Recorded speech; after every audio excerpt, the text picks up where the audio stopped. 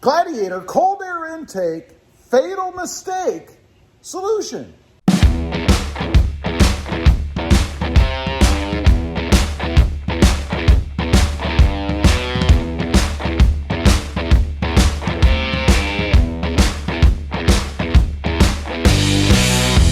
Good morning, everybody. How are you today? Pretty good here, and that's right. I've got a solution for the fatal mistake that a lot of people make when they're installing a cold air intake on the Jeep Gladiator. Of course, what I'm talking about is an aftermarket cold air intake, just like this one, right? Now, I've done, many of these, and there's a mistake that a lot of people make that cause them problems. After they install this cool looking cold air intake, and by the way, this is the best looking one, I think, but not the best one for sound. I'll show you that in just a minute. But once they've gone and installed that, either right away or maybe down the road, a couple of minutes later, this little light will pop up on their screen, probably a check engine light. And the problem is they've not installed it correctly. And this is a simple solution to avoid that from happening, because there's nothing worse than putting something like that on your truck. You know, you're anticipating it, you got it on, it looks awesome, you fire it up, drive for a minute, and then you have that problem. So what I'm talking about is this right here, the MAV sensor, the mass airflow sensor. You know, when you put a new cold air intake in, you have to account for this. It comes out, typically there's a gasket like there is right here, and then you go ahead, stick that thing in, and all should be golden, right? But not so. You see, this has to be oriented in there properly. Now, fortunately today, a lot of the cold air intakes that are out have only one way that you can put this in, assuming that you put this gasket in properly to begin with. They're not all quite as user-friendly as this one is. Let's go take a look at the cold air intake on my wife's Jeep, and I'll show you what I'm talking about. Pop the hood open here. By the way, hood struts, if you don't have them, these things are awesome. Love them. Anyway, let's take a look. We have a Gladiator sitting in here, little shameless plug. You can pick these up on the channel, by the way. Just see the description down below. But what I've got on this Jeep, and this is because my wife really liked it, is the Air Raid cold air intake. Now, you can see the difference here, obviously. This has more of a solid top with just a little window here so you can see the filter. Unlike the S&B that has the big giant window, the plexiglass window or cover that you can see everything. That's why I have the S&B on mine. However, this, the Air Raid, gives you the most sound, a nice throaty sound when you hit the gas. But back to the mass airflow sensor.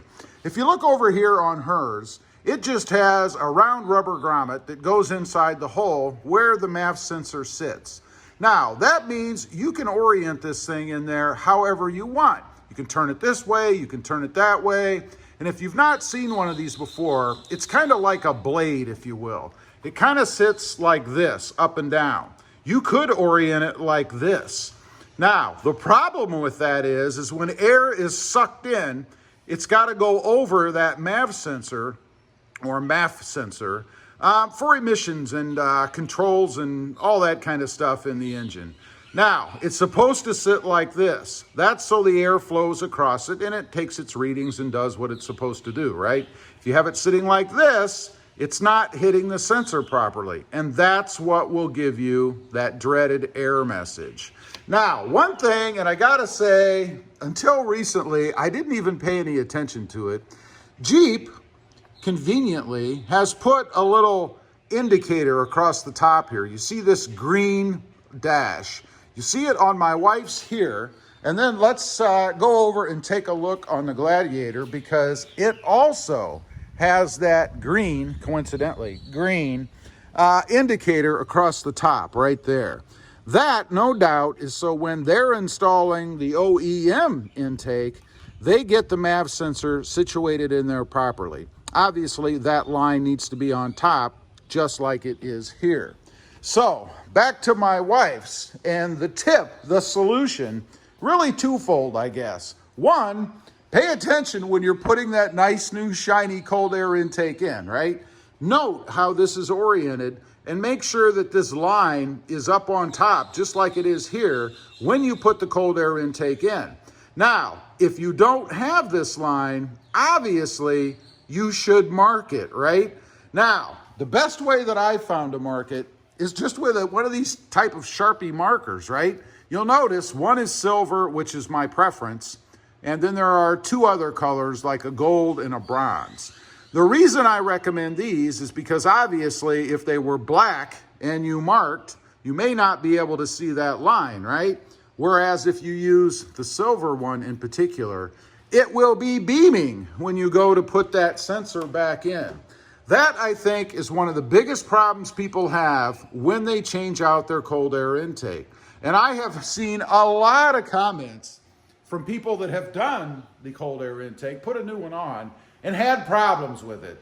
They say that it's bad, it's no good, they get check engine lights, you shouldn't buy that product. And I find most of the time that when there's a problem with some sort of a mod, particularly like that, it's really user error. They've got the sensor in backwards, sideways, maybe they forgot to put it in altogether, I don't know. The other thing you have to be careful of is don't damage it. It is rather sensitive and it is rather flimsy, for lack of a better word. And you have to be careful when you're handling it. You don't want to force it, you don't want to crack it, and I would try to not even touch the end of it as much as you possibly can, right? It's funny actually how it can be so sensitive when it's in an environment that it's in. I mean, it gets hot down here and you've got air and stuff, which, let's face it, the filter doesn't get everything, flows over that sensor into the throttle body here. So just make sure that you mark this thing properly when you're going to change out your cold air intake. Obviously, there are a couple other things to look at. Most are pretty simple. You have a little vacuum line here. That's pretty simple. It just plugs in. Make sure you snap it on and you hear the click when you put it back on. Pretty easy to do. I will caution you, make sure when you're taking it off of the OEM version that you don't pull the back end out, because obviously if it's not plugged in the back, it's not going to be doing its job in the front. Otherwise, you also have the clamps here. Those are pretty self-explanatory, I think. You just make sure you tighten them down. Don't go too far that you crack the tubing on your cold air intake. I'm guilty of that. I did it once a long time ago because I used to tighten things until I just physically couldn't do it anymore. Not a good idea. Just get these nice and snug. Over here, on this particular one, and most, I think, there's typically a screw or something over here to hold it down. Make sure that you get that in. Don't forget to put that in. And the other thing is the lid, particularly on the S&B like I have out here. I had a little bit of noise, like a vibration, and it's because I didn't have the lid on tight enough. So make sure that you get everything, again, don't kill it, but get it tight enough that you're not going to have any kind of vibration or anything like that. Anyway, I just wanted to get on here, give anybody out there a little bit of a tip that might be looking at putting an aftermarket cold air intake on the Jeep Gladiator. Make sure you mark that MAF sensor, the mass airflow sensor, so that you get it oriented in there properly. Otherwise, you're going to have a fatal mistake. Leave a comment, let me know. If you've ever put one on, did you ever have that problem? Was it that MAF sensor? I'd be curious to know. Also, real quick, if you're interested, I do have an additional channel. It's Rob Motive, all about my 2020 Toyota Tacoma. Check it out, and if you're interested, why not subscribe? Don't forget to click that notification bell so that you don't miss out on any upcoming videos. And do me a favor, smash that subscribe button on the way out. Thanks for watching. Stay safe out there. Bye.